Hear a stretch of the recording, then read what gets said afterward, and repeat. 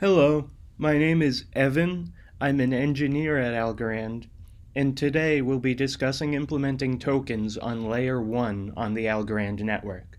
This is a sequel to my previous article where we implemented tokens on Layer 2 using metadata in the note field. With the implementation of the Algorand Standard Asset, however, we can now issue a special asset creation transaction to issue any asset we like. First, we'll need some way to interact with the Algorand network. You could run your own node, but today we'll be using a node provided by PureStake. PureStake stands up their own nodes that you can access with the URL in token in order to then relay transactions onto the Algorand network. So we'll go to PureStake and copy our node URL and our node API key. Of note is that since the API key allows someone to access the node, you should not share this so that no one can access the node as you. Once we've put in our URL and PureStake token, we'll need an address with which to sign the transaction and manage the asset.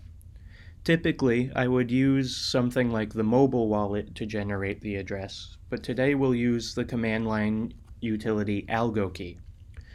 We've got our private key recovery mnemonic and our corresponding public key address. Let's put those in.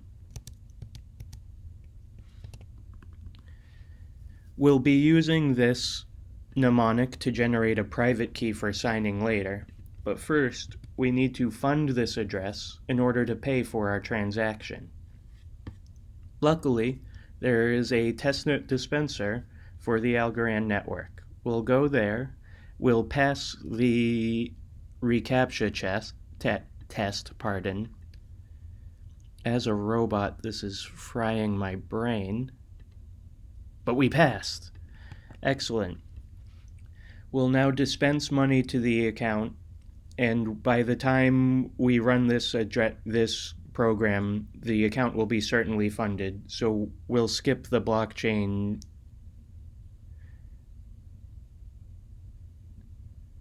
explorer part and check for now. Next, we'll go back to the code and run through what this function does. The first thing we do is build an AlgoD client to talk to the remote node, the Algorand daemon. Here you see where the PureStake token and the address of the node are used. We then convert the mnemonic to a private key, as in the actual crypto digest we'll be using for signing. Once we've done that, we'll query the node for suggested transaction parameters. This is stuff like the suggested fee and the most recent round of the network. Finally, we can do the last few steps before making our actual asset creation transaction. Now, there are several arguments to defining an asset creation. We'll define our total issuance as 1 million coins. There is a field called decimals that are a sort of UI hint. We set the decimals to 0, indicating that the unit of account, i.e. 1 unit, corresponds to 1 coin. You might use a different number of units if you were trying to do something like implementing sats or Wei. The Algorand Standard Asset supports the ability to freeze accounts or unfreeze accounts. Here we'll say I have the privilege to freeze or unfreeze accounts, but accounts will default to not being frozen. Similarly, since this is just a for fun demo, we'll say I have the ability to change the addresses that have special privileges. However, since it's a fun demo, we'll say there is no asset reserve. There is just the owner address to start with. The reserve is another information-only field. Since you cannot mint or burn coins once you have created an asset, you can use the reserved as a sort of, an asset reserve where you could hold unminted coins or burn coins. Again, since this is my own special coin, I'm going to give myself clawback privileges. That is, I'll be able to send coins on behalf of other users. And to be clear, you could also set any of these special addresses to the empty address to turn off that feature permanently. And other users opting into this asset will know the values of these addresses, so they'll know whether these features are turned on or turned off. We'll name the asset Evan coin, and we'll say its units are Evan coins.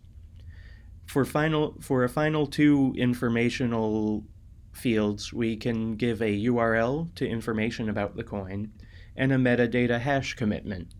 For a URL, I'm going to link to my GitHub, and I'm not going to make any metadata hash commitments today. Once all that's rounded up, we can pass these arguments to the makeAssetCreate transaction builder, and we have our transaction object. Once we have that, we'll take our private key and use that to sign the transaction. This leaves us with raw bytes representing the transaction and signature to send to the network. We'll update our AlgoD client to be ready for submitting content. For more on that, you can see the PureStake developer website. This is a special step for using a PureStake node and is not a general step for all asset creation transactions. With our client ready, we send the bytes off to the network, and if everything goes right, we get our transaction ID back. So let's see what that looks like.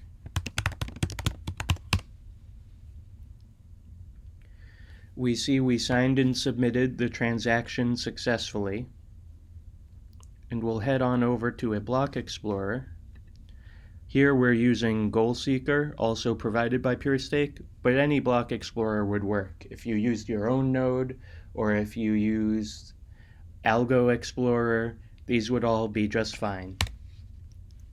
And we'll wait 5 seconds or so for the transaction to be submitted. We're checking mainnet, not testnet. We'll switch to testnet and submit the transaction ID. And we load the transaction in.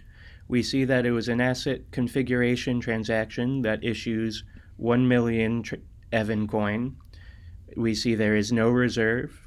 We see the address that I minted the transaction with has the ability to manage the other accounts, freeze accounts, and clawback accounts. We see everything from the code here on the blockchain. Now other users can opt into Evan coin and begin playing with it. Next up, maybe we'll do something crazy like set up a smart contract to sell our coins.